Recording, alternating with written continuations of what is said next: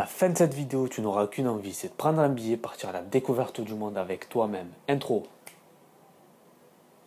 Elle arrive l'intro ou quoi? On n'a pas encore d'intro. Ah, bon, une autre fois. Salut à tous, plus sérieusement, aujourd'hui on va parler d'un sujet qui peut faire peur, le fait de voyager seul.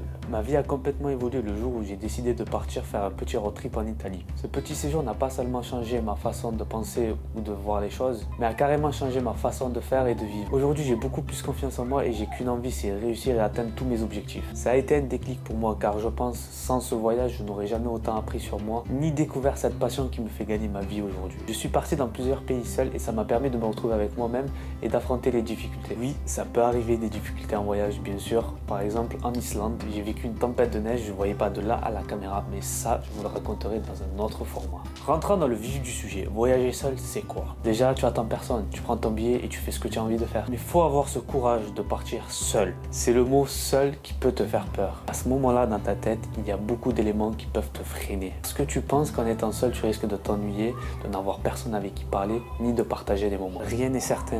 Tu vas vers l'inconnu et l'inconnu fait peur à tout le monde. Que tu voyages avec ta famille ou encore tes amis, tu es dans le mood, on part pour s'amuser et passer de bons moments entre nous. Tu ne vas pas forcément penser à aller vers les locaux du pays ou encore rencontrer des personnes qui peuvent te marquer. Attention, je sais que chaque voyage et chaque groupe est différent. Personne ne voyage de la même manière, mais c'est un cas général. Pour ma part, tout a commencé avec ce voyage en août 2017. Cet été-là, j'avais mon CDI, je travaillais dans la location de voiture, je venais de m'acheter ma nouvelle voiture, toute option sortie du concessionnaire. Voilà, j'avais envie de la tester, de partir en road trip, par exemple en Italie, c'était à côté pour moi, donc je dis pourquoi pas. J'avais proposé à des amis pour m'accompagner, pour partir en voyage. À ce moment-là, je n'avais pas en tête de partir seul. Finalement, tous mes amis étaient indisponibles. Pour moi, c'était mort. Puis dans ma tête, je me suis dit, pourquoi pas partir et vas-y, c'est pas grave. Ils peuvent pas, kiffe seul. Et ce jour-là, je me suis posé la question, je me suis dit, putain, mais si je les attends toute ma vie, c'est mort, je ferai rien de ma vie. Donc depuis ce jour, je répète, si tu attends les gens, tu feras rien dans ta vie. Alors dans ma tête, c'était décidé, je voulais partir, seul ou pas. Fallait que j'y aille. Le soir même, je me mets sur l'ordi, je commence à tracer mon chemin, à faire mon petit parcours. Et j'avais décidé de faire de Marseille au 5 Terre, Florence, Milan. Je commence à réserver les hôtels et je trouve une auberge de jeunesse à Florence. C'était pour ma part, pour la première fois de ma vie, j'allais dormir dans une auberge de jeunesse. C'était la meilleure décision que j'ai prise pendant le séjour. Je vous expliquerai après pourquoi et je vous montrerai même une vidéo. Pour moi, c'était une première de prendre une auberge de jeunesse. Pourquoi? J'avais simplement peur qu'on me vole mes affaires, j'étais quelqu'un de très timide. Ou encore de tomber sur des gens bizarres. C'était le cliché que j'avais de l'auberge de jeunesse. Bref, le jour du voyage est arrivé, je récupère mes passagers parce que je faisais du covoiturage. Je suis quelqu'un d'écolo. Il y avait un couple et une jeune italienne qui passait ses vacances sur Marseille. Première découverte pendant ce trajet, j'ai su tenir une conversation en anglais et italien avec une jeune fille que je connaissais même pas. Pourtant, à l'école, en langue, j'étais bidon. Que ce soit en italien ou en anglais. Vraiment, j'avais toujours des 8, 9, 10 de moyenne, pas plus. Je ne pensais surtout pas tenir une conversation dès le départ avec une étrangère. Bref, j'arrive au 5 Terre, je dépose tout le monde. Je vais à l'hôtel, je dépose mes affaires, j'ai qu'une envie. Allez, marcher, aller visiter. Les 5 Terres, c'est à côté, c'est pas très loin de Marseille, c'est à 5-6 heures de Marseille. Mais pour moi, c'était une première. J'étais seul, j'ai commencé à découvrir un peu les 5 Terres, les alentours, j'ai visité, j'ai découvert plein de choses. Ce soir-là, j'avais mangé les meilleures pâtes de ma vie. Vraiment, c'était impossible de faire mieux. Je vous montre quelques clichés de mon voyage.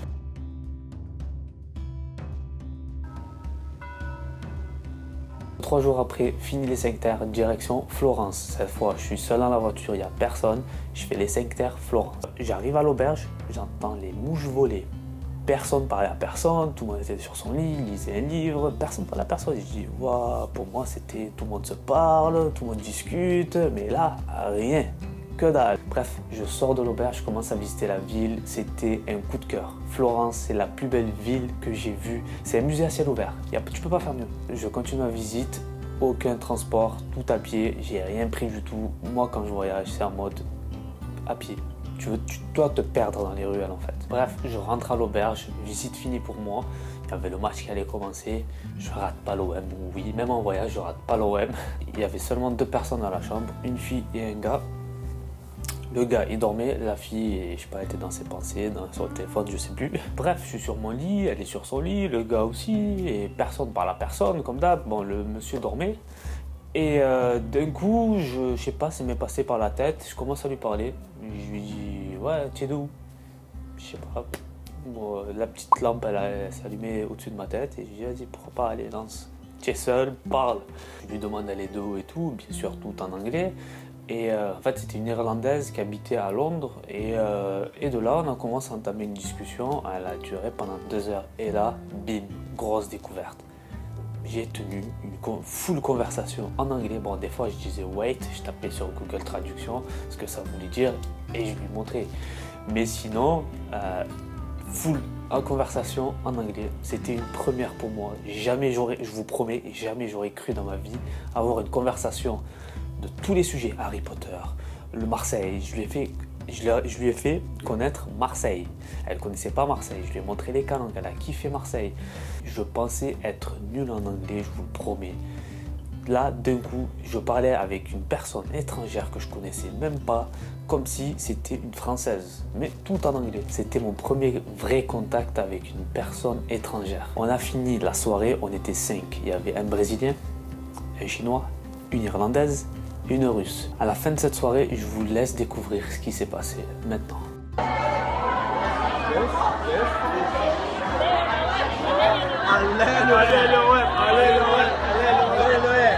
Je leur ai fait faire le signe Joule et crier à l'OM.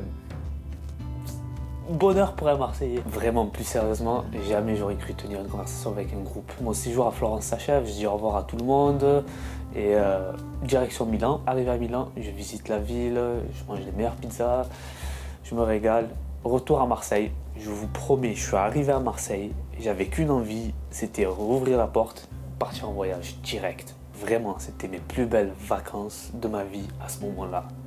Meilleur qu'avec mes potes, meilleur qu'avec ma famille. C'était ouf. J'avais l'impression que c'était pas moi en fait. J'avais l'impression de me redécouvrir même. C'était pas moi, il y avait quelqu'un d'autre. Pourtant, vous allez me dire, mais tu n'as rien fait de fou. Tu as juste parlé avec des gens, goûté, visité. Mais ouais, c'est ça le truc. C'est que seul, tu fais tout ça. Tu rencontres, tu visites, tu goûtes, tu fais ce que tu as envie de faire. Tu es libre, tu vis. Vraiment, j'avais qu'une envie, c'était repartir. Ou je savais pas encore, mais il fallait que je parte. Il fallait que je voyage. J'en pouvais plus déjà. À peine rentré, je vous promets. Bref, retour au travail. Ma chef, elle était très proche de ses employés en fait. Et voilà, je lui racontais un peu mon séjour, comment ça s'est passé et tout. Et en fait, elle m'a encouragé à encore voyager. Et elle m'a même fait réaliser certaines choses. Comme le fait qu'en étant seul, tu te découvres avec des facettes que tu ne connaissais même pas. Après ce voyage, beaucoup de gens avaient aimé mes stories, mes petites photos sur mon compte personnel. Des amis à moi me conseillent de ouvrir un compte voyage et tout mettre en fait sur un seul compte et pas le compte perso. Et c'est là que je crée mon compte voyageur marseillais. Après ça, j'avais enchaîné Islande, Amsterdam, Suisse, Venise, plein de villes, plein de pays, même en France, je partais partout. Chaque mois, il fallait que je fasse un truc. Chaque mois, il fallait que je parte quelque part, que ce soit une ville, un pays, il fallait que je parte, que ce soit même 2 jours, 3 jours, je suis allé partout. Je commençais à prendre goût à partager des photos sur mon Instagram, partager des vidéos, à faire des petites stories. Ça a commencé à devenir une passion de voyager, partir, découvrir. J'en devenais accro au voyage, vraiment, tous les mois, toutes les semaines. Il fallait que je parte quelque part, que ce soit quelques jours, même 2 jours, 3 jours, une journée dans une ville. Fallait que je parte, que ça soit seul ou pas. J'arrivais, j'étais heureux en fait. Je marchais dans les rues, mais j'avais le sourire jusque là. Les mecs, ils devaient se dire, mais qu'est-ce qu'il a ce fou, il rigole seul. Je faisais des rencontres, que ce soit dans les auberges, à l'extérieur. Je rencontrais même des Français. J'avais rencontré un mec du Chili qui connaissait l'entraîneur de l'OM à cette époque et on a discuté de l'OM. Vous imaginez, à ce moment-là, j'étais à Amsterdam. Un mec du Chili et moi, on parle de la même chose, d'une passion en fait, du foot. En France, j'avais encore jamais fait de musée seul, à part avec l'école. Quand je pars en voyage, la première chose que je fais, c'est faire des musées. Parce que les musées, ça regorge d'histoire. Il y a tout sur le pays. Gros coup dur dans ma vie, j'avais démissionné de mon ancien taf pour un nouveau taf et dans ce nouveau taf, j'ai eu des petits soucis, donc licenciement. Après ce licenciement, j'étais vraiment perdu, je savais plus quoi faire de ma vie. Je vais me ressourcer dans mon pays d'origine avec ma famille et je discutais avec mon cousin assis devant un coucher de soleil, on discutait, on parlait de tout et de rien. Puis je lui dis comme quoi, genre, je sais pas quoi faire de ma vie, j'étais pas bien et il me demande t'aimes quoi? Et moi je lui dis bah écoute, j'aime bien la photo. Et il me dit pourquoi tu te lances pas dans la photo?